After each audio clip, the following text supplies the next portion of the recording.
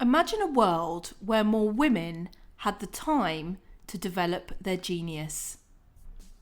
Welcome to She Rebel Radio, a community-driven podcast dedicated to supporting women to unlearn conventional rules and create their businesses of significance. This is our Feminine Power series with our headline partners NatWest. NatWest has been a pioneer in supporting women in business since the publication of the Rose Review. My name is Lulu Minns. I host retreats and create spaces for women leaders to explore their genius. And today I'm going to create that same space for you right here on this podcast episode. Welcome to episode 102 of She Rebel Radio, My Feminine Power. What is feminine power and how do we start to create more of it?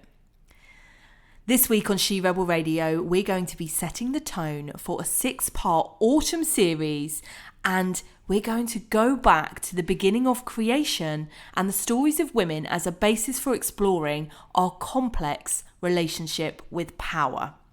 And in some ways, this series is inspired by the Feminine Power exhibition at the British Museum in London over the summer. I don't know if you had time to make it to the excellent exhibition, or there were definitely things that were missing from me from that exhibition. But what I was really happy about was seeing that this was a conversation that was going into the mainstream, that the word feminine was even being used, and that it was being used along with the word power and the complexity of that. And the subtitle of the exhibition was Divine to Demonic. So showing that the contradictions that we face, the polarity, the duality that we face as women, from being divine and goddess-like and the creation of all things, to demonic, to scary, to madness, to all of those things of, what really did come through in that exhibition was that very, very strong connection that we have as women to divinity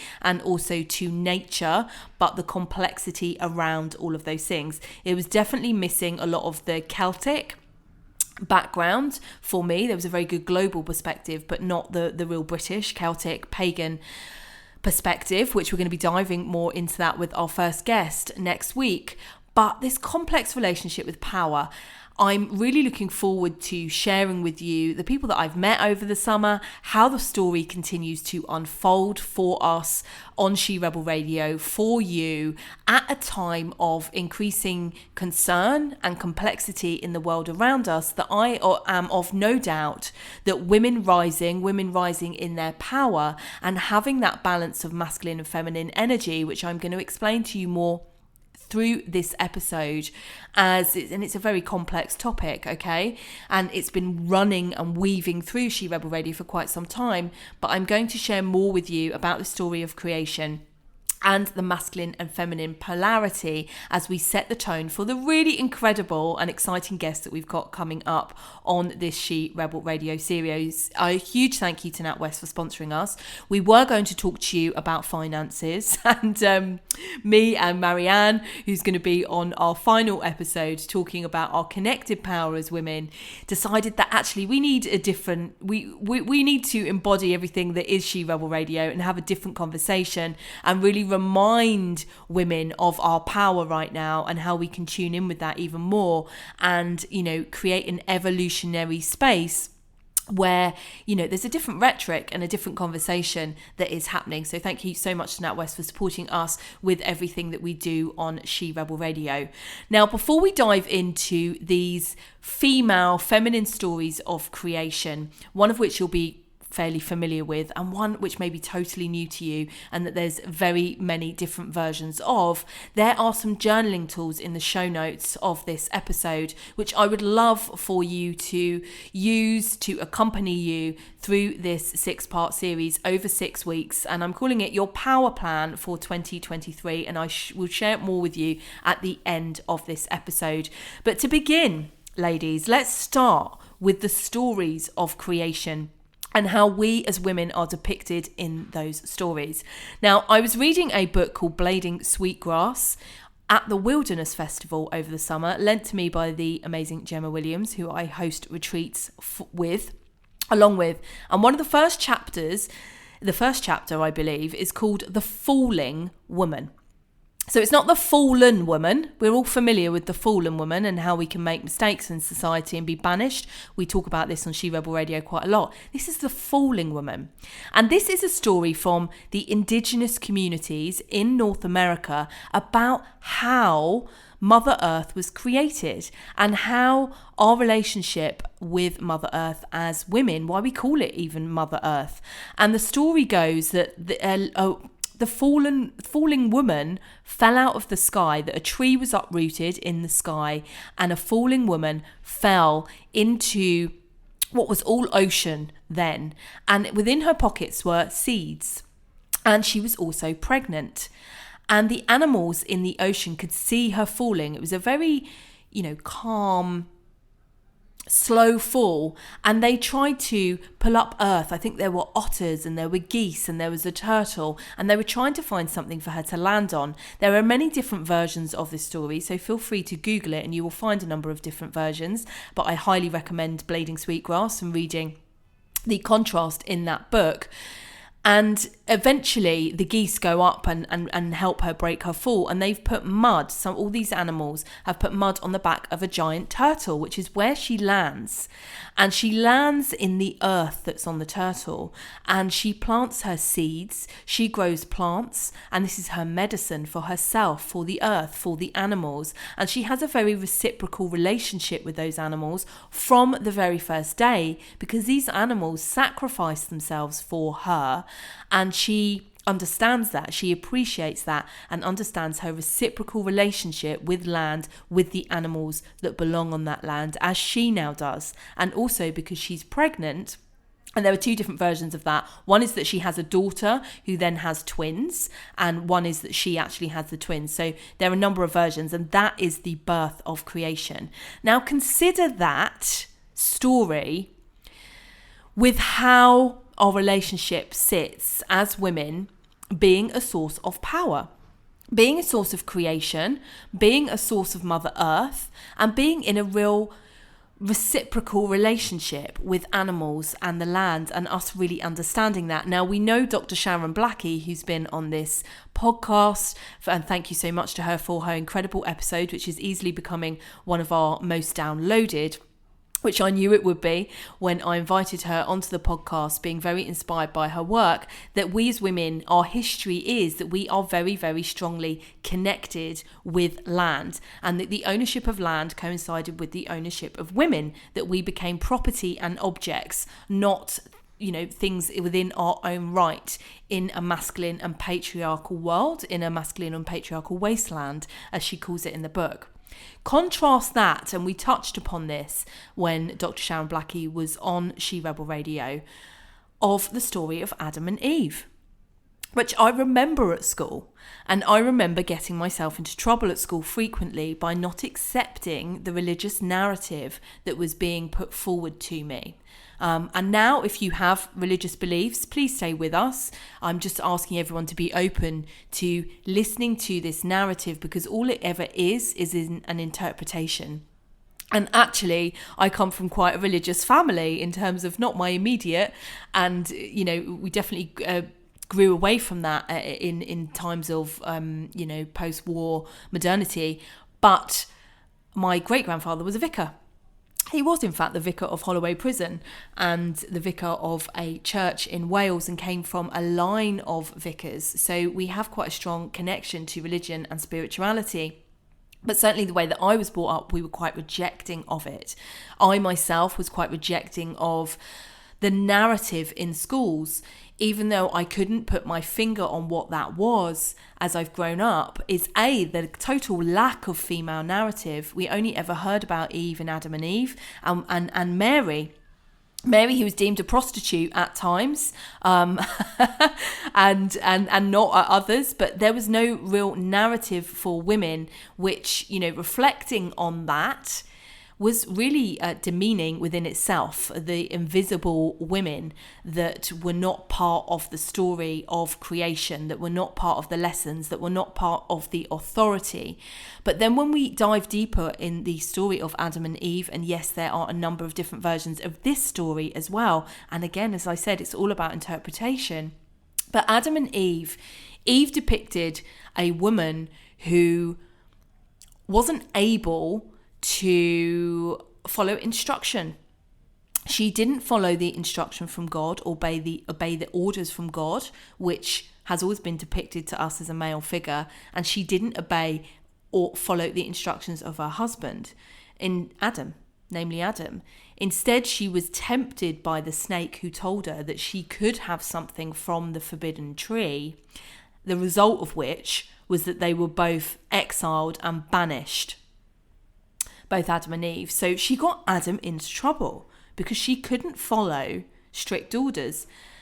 Now, when we look at that, what we see is women are tempted and banished when they fail to obey the orders of God and their husband, the masculine or male figures, and that they can be tempted by things that are not the truth and not really know the way forward. And also this almost direct relationship with Satan, with the demons, with the snake. I believe it was a snake who told her to eat fruit from the forbidden tree.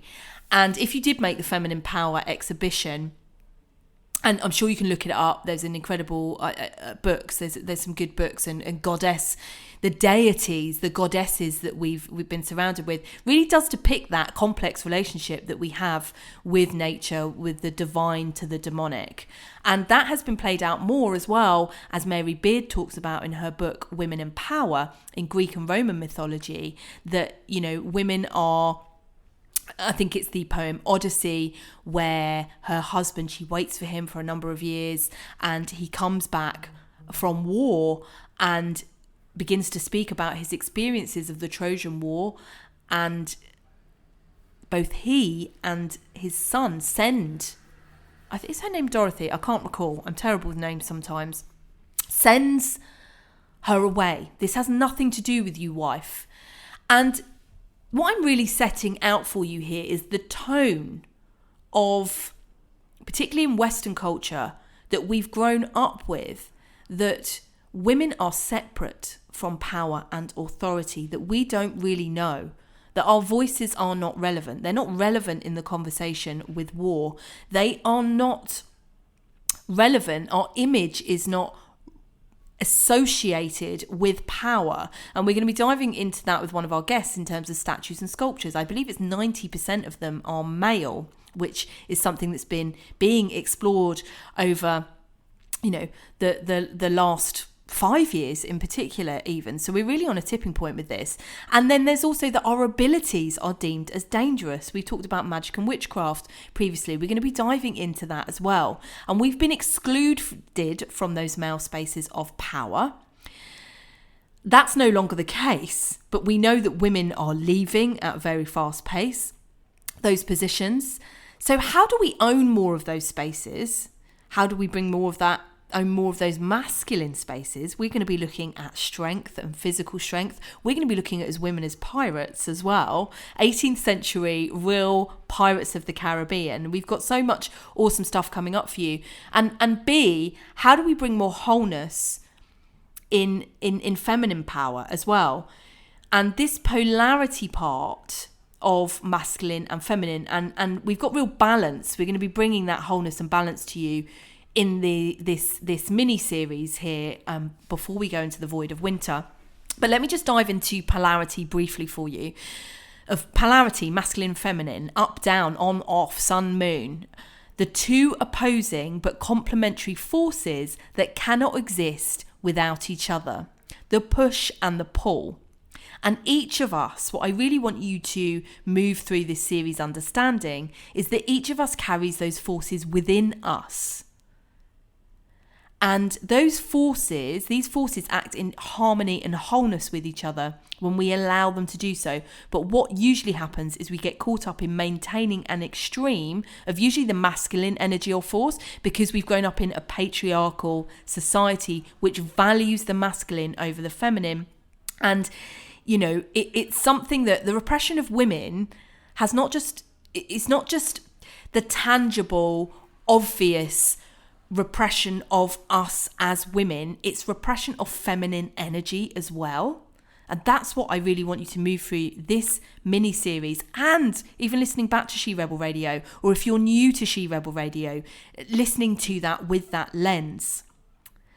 But each of us, and this is where we're stuck in society, because when we maintain the extreme of either of those opposing forces, we get massively stuck and we're unable to move forward. And what we're seeing in the world at the moment is a massive battle of power.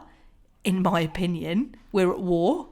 There is a war going on in the background. There's the energy crisis. There's the financial crisis.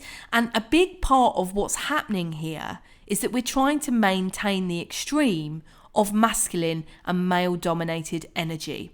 So how do we bring more of that feminine-based energy in with balance? Because we can't just do that without our own masculine energy. So as I said, we're going to be looking at exploring our feminine history with magic and occult.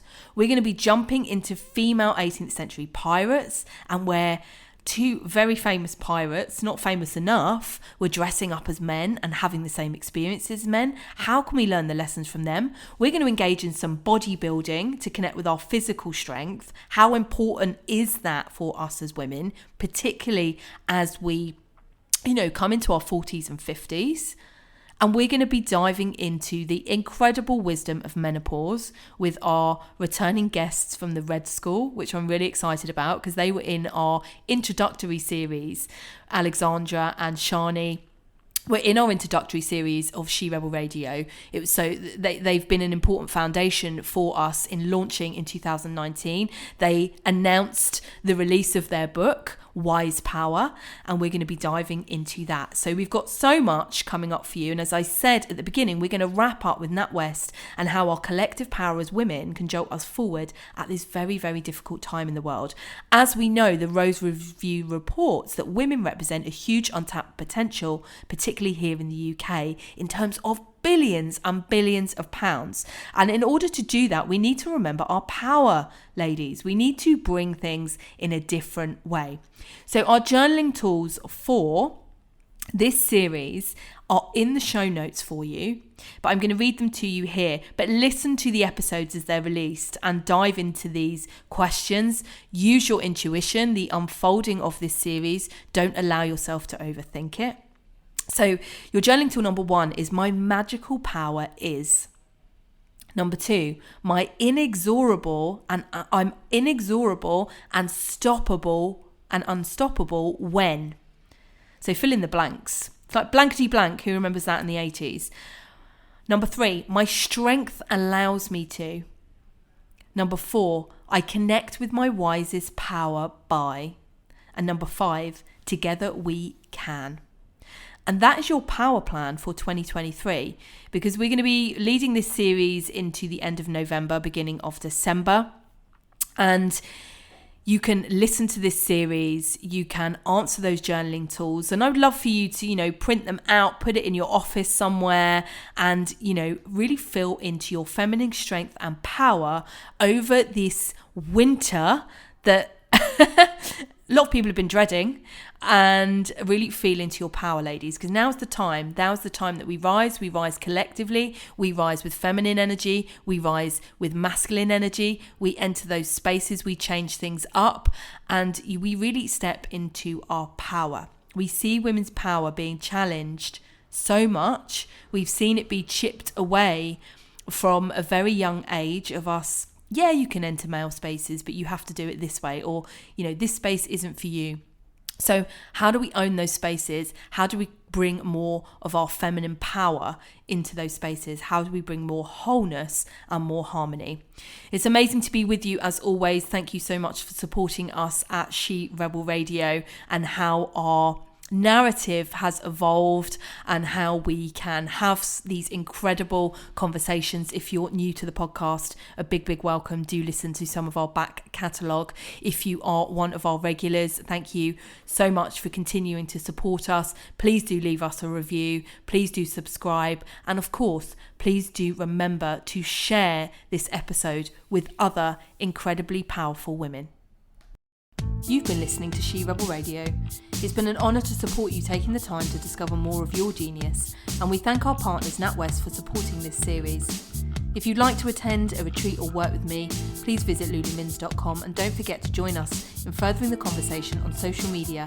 Just search for NatWest Business or Lulumins in Google and on all social media platforms.